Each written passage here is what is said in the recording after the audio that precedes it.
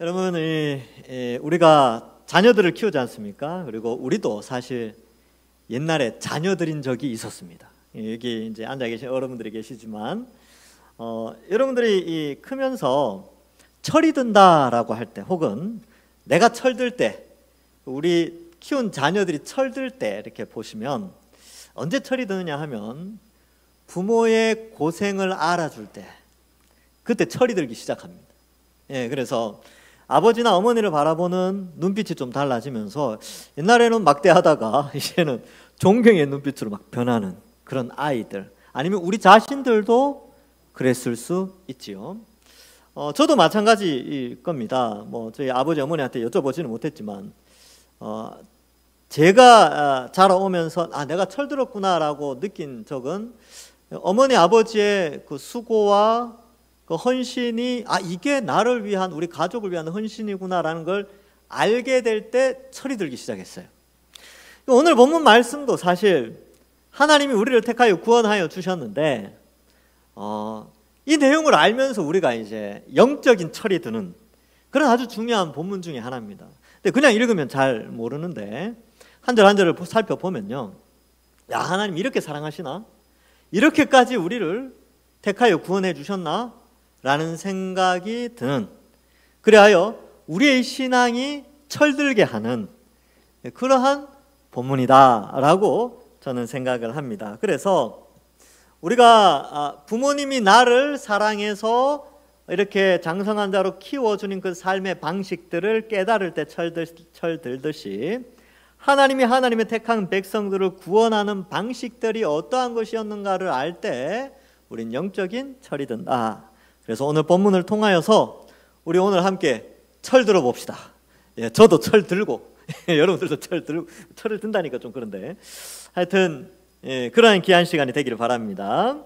우리 스가랴는 9장부터 내용이 상당히 좀 다른 내용을 다룹니다. 바로 예수 그리스도와 관련되어져 있는데 앞에 것을 잠깐 복습을 하면 9장에서는 이스라엘을 구원할 구원자, 왕, 그가 겸손의 왕으로 나귀를 타고 오신다라는 것이 기록되어 있고, 이스라엘은 강한 나라가 되어 구원의 축복을 누리게 된다라는 것이 또 10장에 나오게 됩니다. 근데 11장에서는요, 이 예수님을 거절한 사람들이 받는 심판의 내용들이 나오게 됩니다. 그리고 12장에 와서는 예수님을 믿는 사람, 곧 새 예루살렘 백성, 새 유다 백성들이 받을 복을 기록하게 되고, 그 받을 복, 그 받는 복이 어떠한 방식으로 그 복이 주어졌는가를 설명하는데 그 내용이 바로 오늘 본문에 해당됩니다. 그래서 1절과 6절에 보면 하나님이 택하신 새 이스라엘을 얼마나 사랑하시는가, 얼마나 강력하게 만들어주시는가를 6절까지 설명하고, 이어서 7절 우리가 읽은 오늘 본문의 앞부분도 역시 그러한 맥락에서 강력한 유다, 강력한 하나님의 백성에 대한 묘사가 기록되어져 있습니다. 그러니까 여러분들 잘 생각해 봐요. 우리 개인이 세상에 나가 살면 굉장히 약해 보여요. 그러니까 안 믿는 사람들은 다수지 않습니까? 그렇죠? 안 믿는 사람 다수 속에 예수 믿는 사람 소수가 있으면 별로 안 강해 보입니다. 안 강해 보이는데 이렇게 생각하시면 돼요. 이제 운동선수, UFC나 권투 선수나 유도 선수 이런 사람들인데 유치원에 딱 갔어요. 혼자. 근데 유치원 아이들이 많이 있지만 공격하려고 그래. 근데 어떻습니까?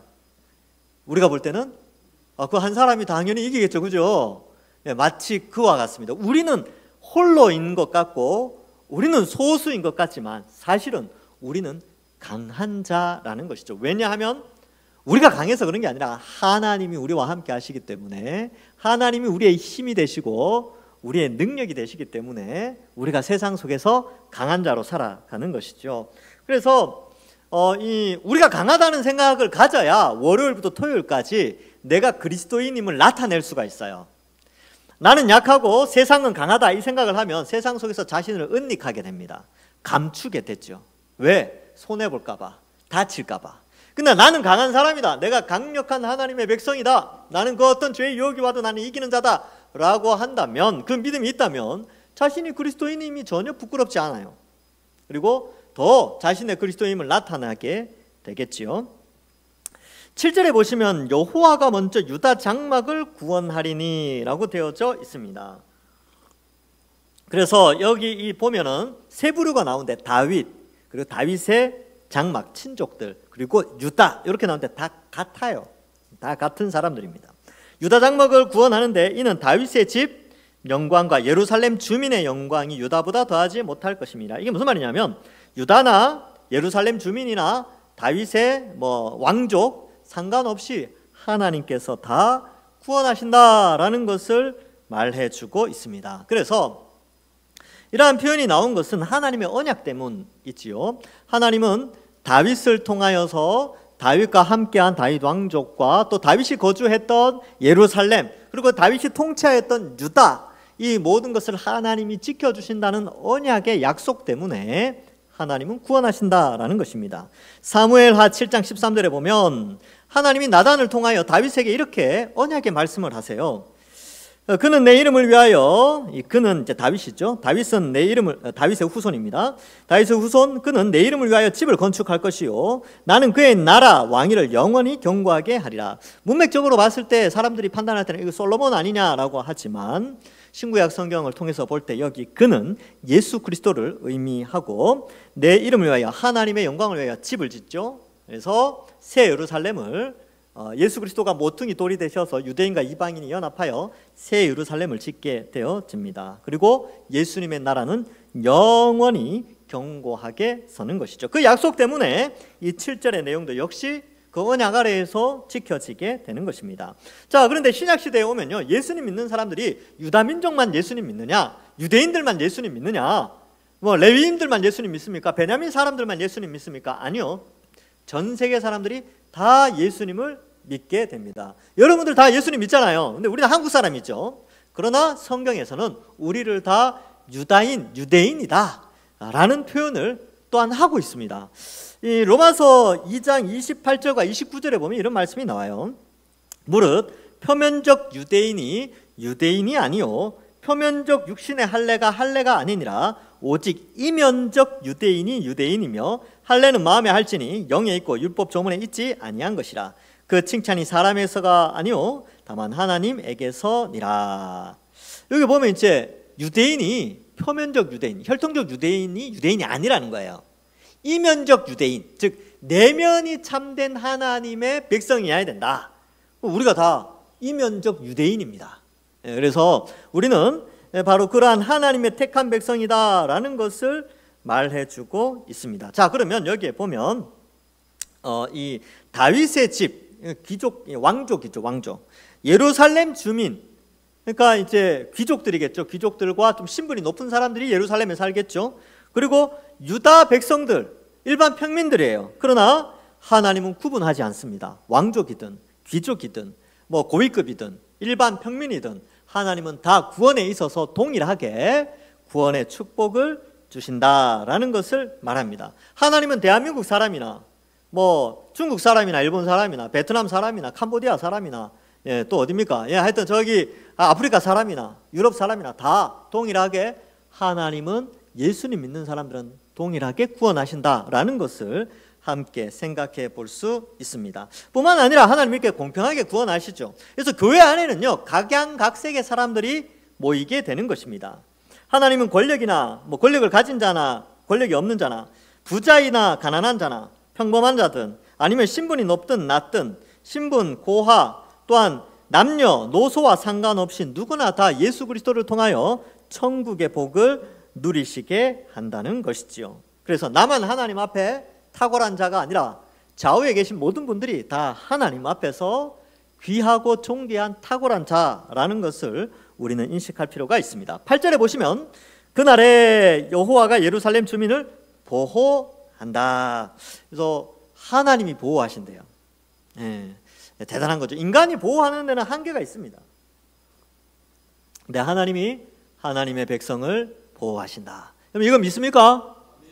네, 이거 믿으셔야 됩니다. 이거 안 믿으시면 사는 재미가 없어요. 근데 하나님이 우리를 보호하시고 지키신다. 그러면 이제 좀 힘들어도 살 맛이 납니다. 왜? 든든한 백이 있으니까. 그래서 이제 살 맛이 나는 거죠. 하나님이 보호하신다. 이 보호한다라는 단어가 9장 15절에도 쓰였습니다. 거기에는 이렇게 기록되어 있습니다. 만군의 여호와께서 그들을 호위하시리니, 여기 호위한다라는 단어가 바로 이 같은 보호한다라는 단어와 같습니다. 하나님이 우리를 둘러싸서 보호하시는 거예요. 얼마나 감사합니까? 이제 우리 눈에는 안 보이는데 하나님 우리 늘 눈동자와 같이 보시죠. 우리 아이들은 잘 몰라요. 아이들은 부모님이 자기를 쳐다보는지 몰라요. 그냥 막 놀죠. 근데 부모의 눈은 어떻습니까? 항상 아이들을 향하여 있지요. 마음이 항상 아이들에게 가 있는 것이죠. 우리 하나님 아버지도 마찬가지입니다. 우리가 어떻게 태어났습니까? 바로 예수 그리스도의 형벌 대속에 그 엄청난 희생과 사랑으로 우리가 새 사람으로 거듭나게 되었습니다. 그러니까 하나님이 그 엄청난 희생을 통하여서 우리를 이 아들로 삼아 주셨으니까, 아들들로 삼아 주셨으니까 얼마나 아끼겠습니까? 그죠? 그래서 우리를 보호하시고 지켜주십니다. 그래서 여러분 이것을 잊지 않아야 돼요.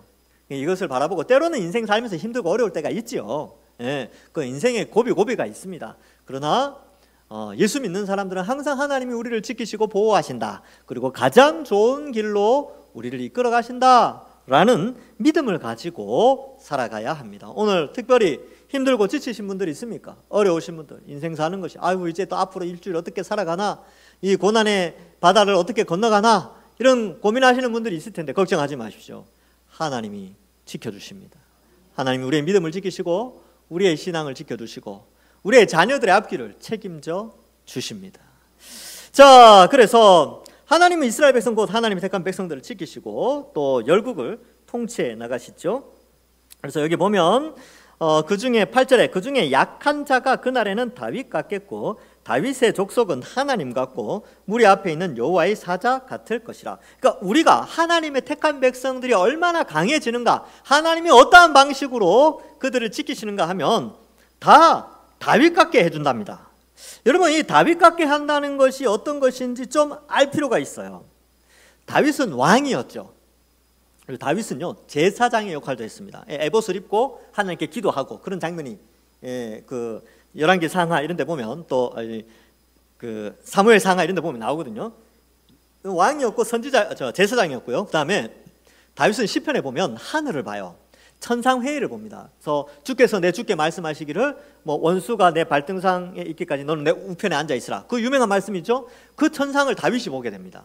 그러니까 다윗은 선지자로서 많은 하나님의 말씀의 계시를 시로 남기게 되는 것이죠. 그러니까 다윗은 왕이면서 제사장이면서 선지자의 역할을 했어요. 그런데 이 완벽한 이 역할을 하신 분이 누구냐면 바로 예수 그리스도십니다. 예수님은 만왕의 왕이시요 직접 하나님이시기에 직접 그 말씀을 전함으로 선지자와 같이, 그러나 곧 직접 계시를 전달하신 자요, 또 대제사장으로서 자신이 희생 제물이 되셔서 우리를 위하여 십자가에서 죽어 주신 분이시죠. 그래서 다윗은 오실 자의 그림자와 같은 것이죠. 예수님의 그림자와 같이 왕과 제사장과 선지자의 역할을 감당했는데, 이제 예수님이 등장하여서 그 모든 것을 성취하시고 이제 예수님을 믿는 자들이 그리스도와 연합함으로 말미암아 과거 그 다윗처럼 왕의 역할, 제사장의 역할, 선지자의 역할을 감당하는데, 그게 누구냐면 우리예요. 그러니까 우리가 왕 같은 제사장들로 부름을 받았어요.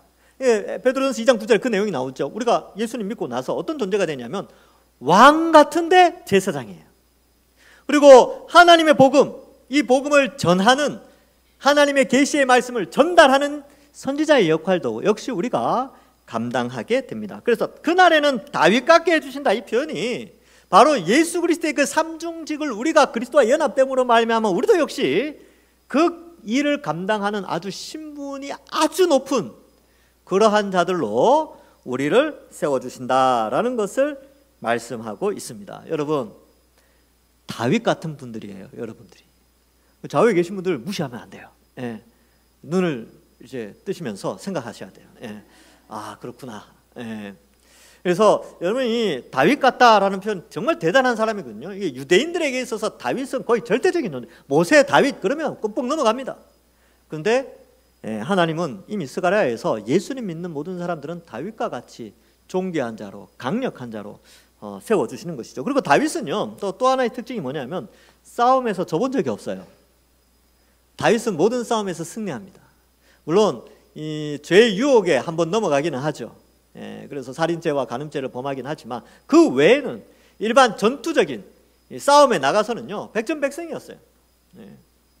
그래서 다윗같게 한다 이 표현은 싸움에도 능한 자, 그러나 왕적 권위와 제사장의 그런 역할, 선지자의 역할을 감당하는 그런 위대한 존재들로 예수님 믿는 자들을 세워주신다라는 것을 말씀해 주고 있습니다. 근데 이게 어떻게 가능하느냐?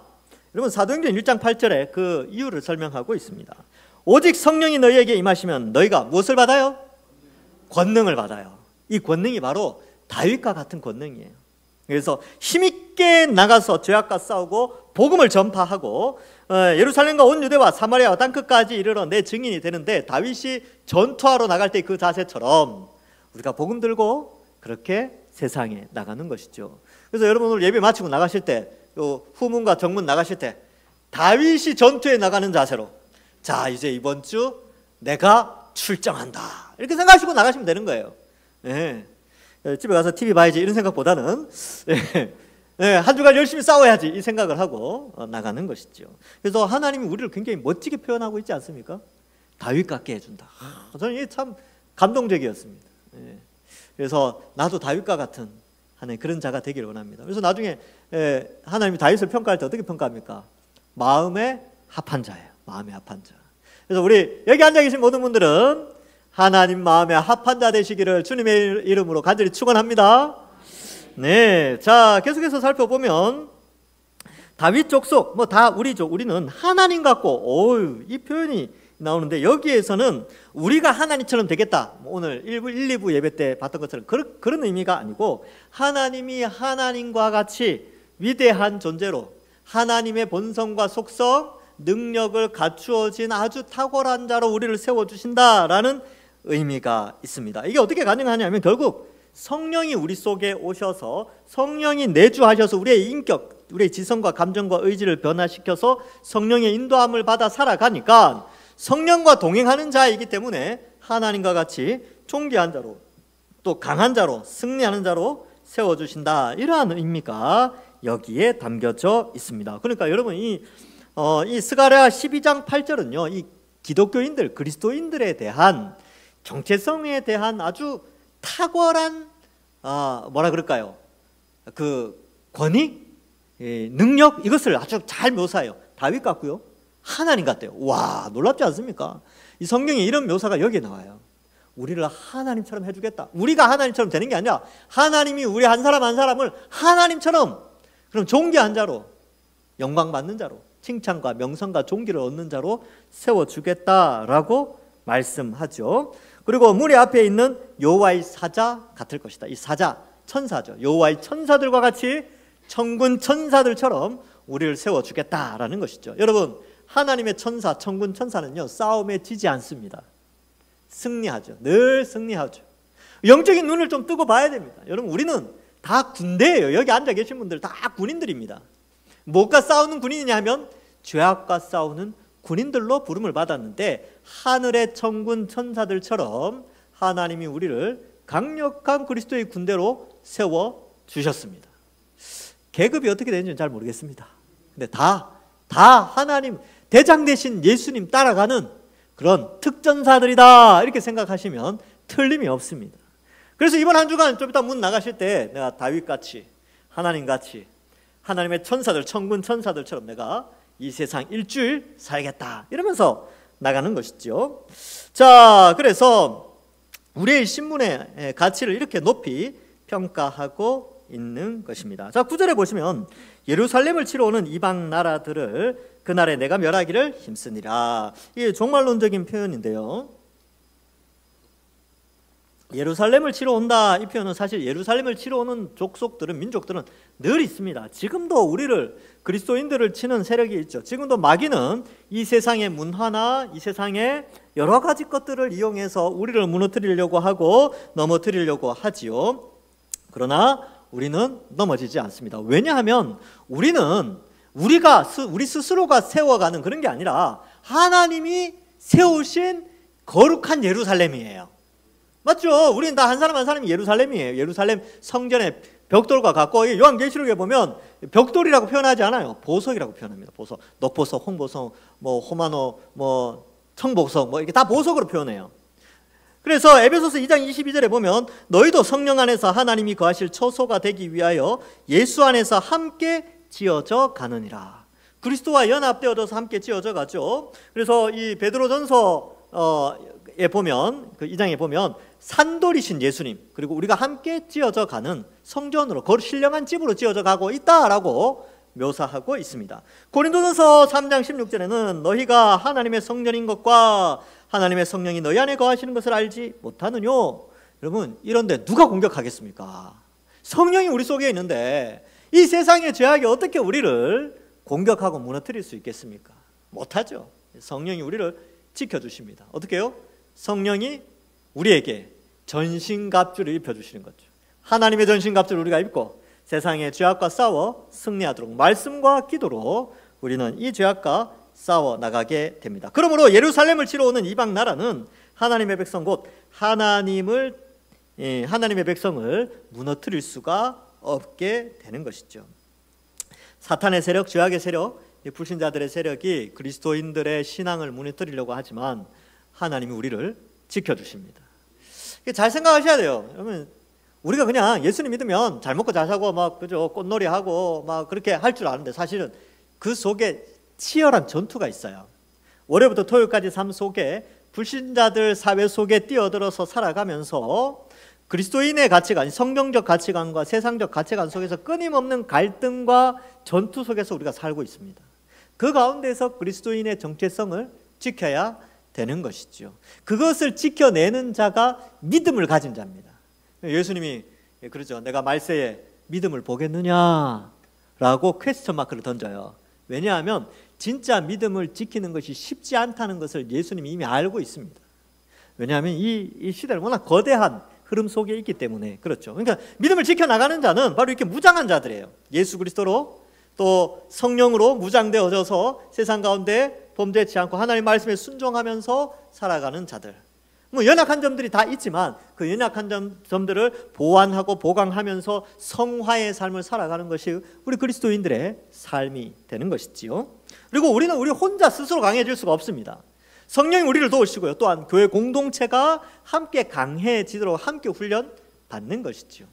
제가 군대에 오래 있지는 않았지만 제가 몇 번 말씀드리지만 제가 1994년 8월 그 더운데 제가 훈련 받았습니다. 정말 이제 훈련을 못 받겠더라고요. 근데 받을 수 있었던 것은요, 옆에서 하니까 옆에서 그 고생을 같이 하고 있는 거예요. 그래서 다들 그렇게 하고 있는데 혼자만 쏙 빠지기가 너무 미안한 거죠. 그래서 해냈어요. 해내고 한 날, 두 날, 셋째 날, 한 일주일, 2주일 지나니까 좀 익숙해지는 거예요. 참 힘들더라고요. 이게 너무 더워서, 이게 딴 게 힘든 게 아니고 너무 더워서 힘들었어요. 물도 안 주고 저녁에 갔더니만 물 딱 틀었더니 이제 수돗물 이게 타기 전에 물 틀었는데 아직도 기억납니다. 따뜻한 물이 나왔어요. 와, 해도 너무하다 이런 생각을 했습니다. 근데 그걸 다 같이 견뎠어요. 여러분, 고난은 누구나 다 와요. 혼자 하면 힘들어요. 혼자 하면 같이 해야 돼. 같이 옆에서 연락하다가 같이 붙잡고 가는 거죠. 그래서 그 영화 같은 데 보면 나오잖아요. 막 누가 쓰러졌는데 군인들 어때요? 총 들고 배낭 메고 같이 막 잡고 같이 가자 하고 막 전우회 아닙니까? 전우회. 우린 전우회로 뭉쳐진 그리스도의 군대인 거죠. 그래서 이렇게 할 때에 세상이 아무리 우리를 공격해와도 하나님 우리를 지켜주시죠. 자, 그래서 여기 보면 이제 하나님이 그날에 내가 멸하기를 힘쓰리라. 이 악한 자들 다 멸한다는 거예요. 여러분, 이것에 대한 예루살렘을 치러 오는 대적들이 계속 있어요. 수백 년 동안, 수천 년 동안 이 세력들이 있는데 언젠가는 멸망할 날이 있습니다. 주님 오실 때에 이 악한 세대가 다 멸망할 때가 있어요. 계시록 20장 8절에서 10절에 보면 나와서 땅의 사방 백성 곧 곡과 마곡을 미혹하고 모아 싸움을 붙이리니 그 수가 바다의 모래 같으리라. 그들이 지면에 널리 퍼져 성도들의 진과 사랑하시는 성을 두루매. 악한 자들 있죠? 하늘에서 불이 내려와 그들을 태워버리고 또 그들을 미혹하는 마귀가 불과 유황못에 던져지니 거기는 그 짐승과 거짓 선지자도 있어 세세토록 밤낮 괴로움을 받으리라. 그래서 하나님이 싹 쓸어버리는 날이 온다는 겁니다. 그 날이 언제냐? 예수님이 재림하시는 날, 예수님이 흰 말을 타시고 승리의 장군으로 이 땅에 재림하시는 날, 모든 악한 자들은 힘 한번 제대로 못 써보고 불못에 던져지게 된다라는 것을 말해주고 있습니다. 그래서 이 요한계시록 16장에 보면 아마겟돈 전쟁이 나오는데, 이 아마겟돈 전쟁, 마지막 전쟁 이렇게 생각하는데, 이 아마겟돈 전쟁은 지금도 일어나고 있어요. 그리스도의 초림과 재림 사이에 성도와 이 악한 세상의 문화와 죄악들과 싸워가는 이 과정이 다 아마겟돈 전쟁과 같은 그러한 시대에 우리가 놓여져 있다라고 이해하시면 됩니다. 그러나 그 가운데 하나님은 그의 성도들을 견인해 가십니다. 끌고 간다는 거예요. 견인해 간다는 거.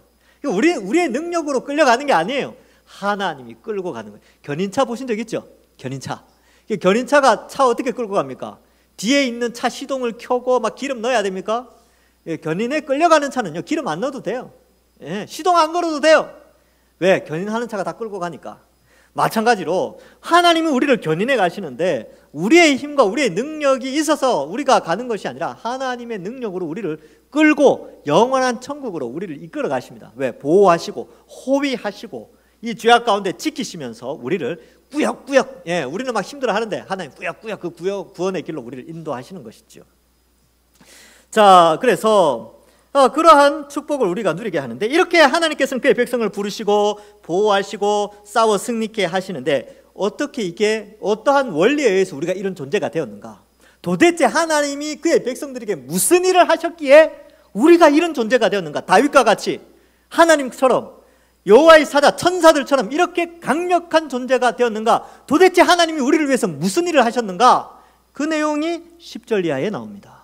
10절 이하에 보면 내가 다윗의 집과 예루살렘 주민에게 은총과 강구하는 심령을 부어주겠다. 그래서 은총의 심령과 강구하는 심령인데, 결국은 신약시대의 성경을 해석해보면 성령 하나님이 우리 심령 속에 오셔서 은총을 주십니다.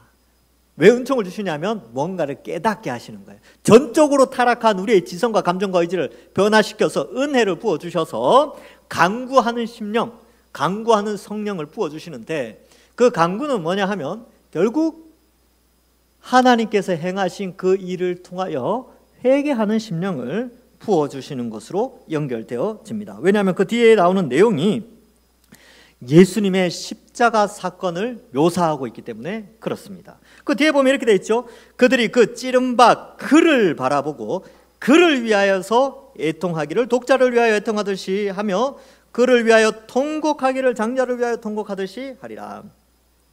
여러분, 이제 은혜의 심령과 강구하는 심령이 딱 들어와서 보니까 그를 찌른 자 예수 그리스도를 보면서 애통하는 심령이 생기는 거예요. 그러니까 우리가 예수님 믿기 전에 십자가 이렇게 불신자들이 예수님 십자가 바라보면 어떻습니까? 그냥 십자가 가운가 보다 그러니까 지나가잖아요. 그런데 하나님 우리를 택하여 복음을 듣고 십자가를 바라보면 어떻게 됩니까? 거기에 우리를 대신하여 찔리신, 피 흘려 주신 예수님이 눈에 보이는 거예요. 그 시각이 띄어지는데, 그것이 바로 여기 나오는 은총과 강구하는 심령이 부어짐으로 말미암아 자기들이 도대체 무엇을 했는지, 누구를 찔렀는지 볼 수 있는 눈이 생기는 거예요. 그래서 십자가에서 찔리신 예수님을 보게 되죠. 그래서 요한복음 19장 37절에 이런 말씀이 나옵니다. 또 다른 성경에 저희가 그 찌른 자를 보리라 하였느니라, 이 스가랴의 말씀을 인용하죠.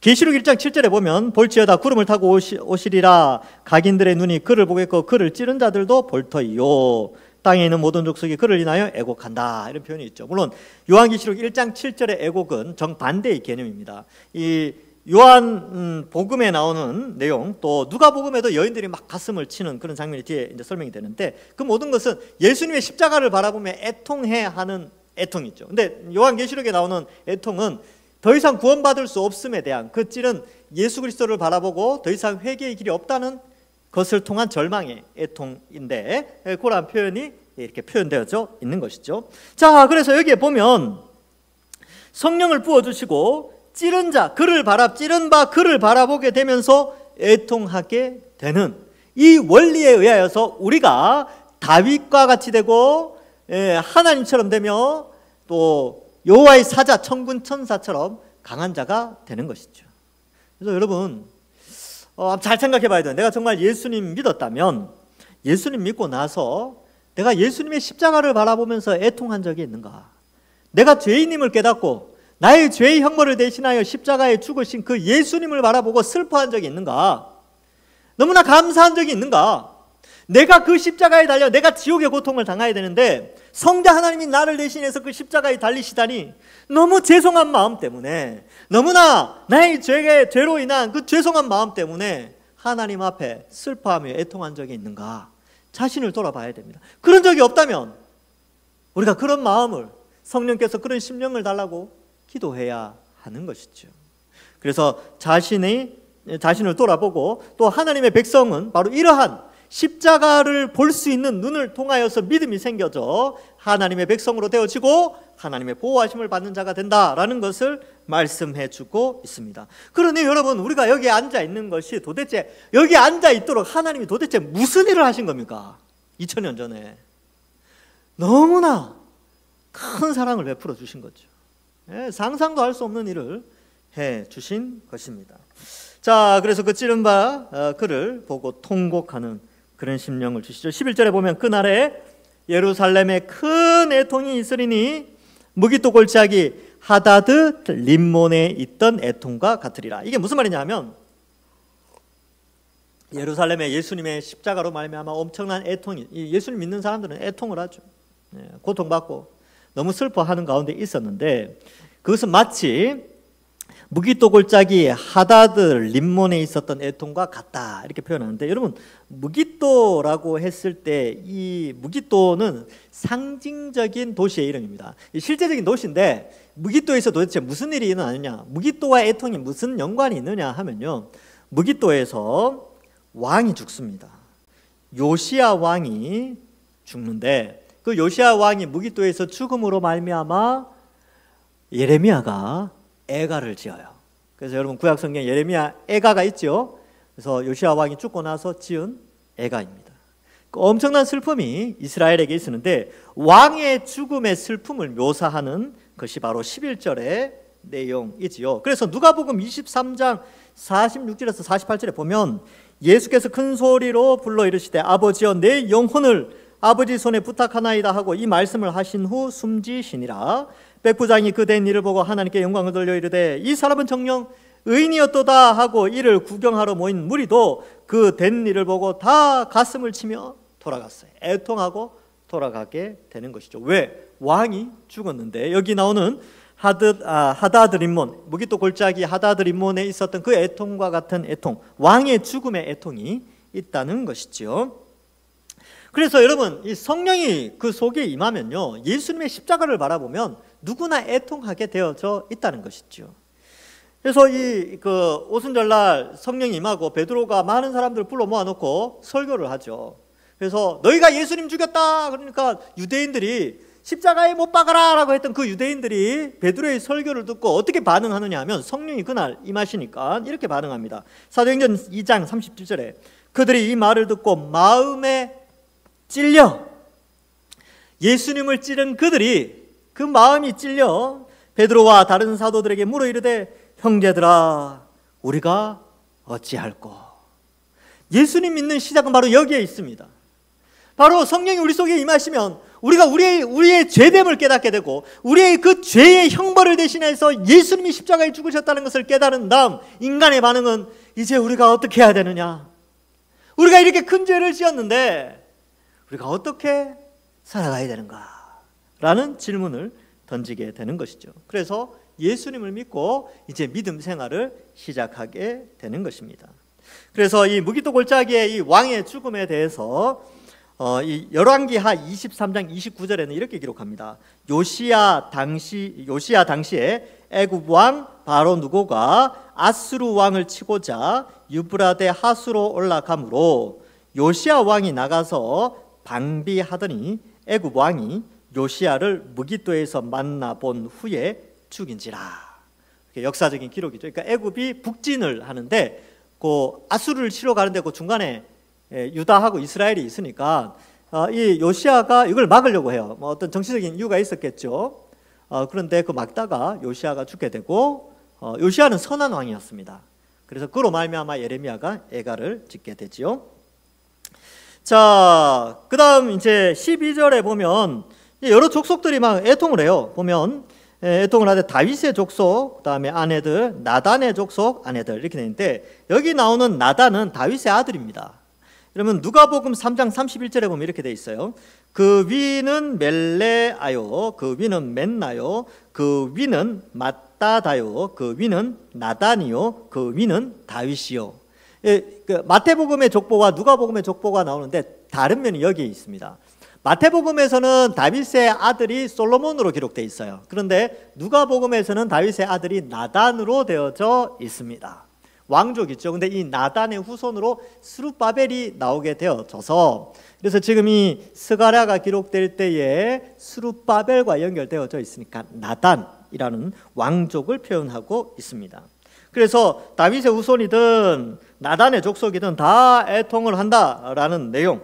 그 다음에 13절에 가면 레위 족속이 나오고 시므이 족속이 나오죠. 민수기 3장 17절과 18절에 레위와 시므이의 관계를 설명하고 있습니다. 거기 보면 레위의 아들들의 이름은 이러하니 게르손과 고핫과 무라리요, 게르손의 아들들의 이름은 그 가족대로 이러하니 림니와 시므이요. 그러니까 레위의 손자가 시므이예요. 시므이. 그러니까 여기에도 레위 족속과 시므이 족속은 이제 제사장 계열입니다. 그러니까 지금 12절에서는 왕족을 설명하고요, 13절에는 제사장을 설명하고 있습니다. 제사장 계열. 그래서 왕족이나 제사장이나 그날 예수님이 죽으시는 그날 다 애통을 하고, 14절에 보면 모든 남은 족속도 각각 따로 그 아내로 따로 다 같이 애통을 하게 된다라는 것을 말해주고 있습니다. 여러분, 우리는 여기서 한 가지 알 수 있는 것이 있죠. 우리는 다 왕 같은 제사장들입니다. 그래서 성령이 우리 속에 임하시면 우리가 십자가를 볼 수 있는 눈이 생기게 되고, 그 십자가를 바라보면서 우리도 함께 이 애통에 동참하는 자가 되어서 어떻게 되느냐? 하나님의 보호하심을 받습니다. 그리고 강한 자로 세워지는 것이죠. 그래서 순서는 그렇죠. 우리 하나님 우리를 강하게 하시고 우리를 위대한 존재로, 엄청난 존재로 세워주셨습니다. 근데 어떠한 방식으로? 예수 그리스도의 십자가 형벌 대속의 은혜로 우리를 그렇게 세워주셨다라는 것이죠. 그래서 이 애통함에 동참하는 자들이 하나님의 보호하심을 받고 강한 군대로 하나님의 백성으로 세워져서 하나님의 보호를 받는다라는 것을 우리에게 가르쳐주고 있는 것입니다. 그래서 여러분, 우리의 이 신앙의 중심의 핵심에는 바로 예수 그리스도의 십자가가 있고, 그 예수 그리스도의 십자가를 우리는 바라보면서 더욱더 믿음 안에 강해지며 세상 속에서 흔들리지 않고 죄악과 싸워 승리하며 살아가는 것입니다. 주 예수 그리스도의 그 큰 사랑, 그 은혜를 기억하면서 이번 한 주간 하나님께서 우리를 지키시고 보호하신다라는 사실을 믿으시고, 세상에 아무리 죄악이 강력하게 우리를 유혹해 온다 할지라도 믿음 흔들리지 않고 한 주간 당당하게 세상 속에서 그리스도인임을 나타내고 또 하나님의 말씀에 순종하며 살아가시는 다윗과 같으신 분들, 하나님 같으신 분들, 하나님의 천사 같으신 우리 동산교회 성도들 되시길 주님의 이름으로 간절히 축원합니다. 기도하겠습니다. 하나님 감사합니다. 우리를 택하여 구원하여 주시고 하나님 자녀 삼으시고 또 다윗과 같이 또 하나님처럼 또 천사들처럼 강력한 자로 세워주시니 감사합니다. 이를 위하여 2000년 전 십자가에 달려 죽으신 그 예수님을 우리가 날마다 바라보면서 죄를 미워하고 죄와 싸워 승리하며 말씀에 순종하며 살아가는 우리 모든 주의 백성들 될 수 있도록 축복하여 주옵소서. 이번 한 주간 우리 한 사람 한 사람 주께서 책임져 주시고 보호하시고 인도하여 주실 줄 믿사오며 예수님의 이름으로 기도하옵나이다. 아멘.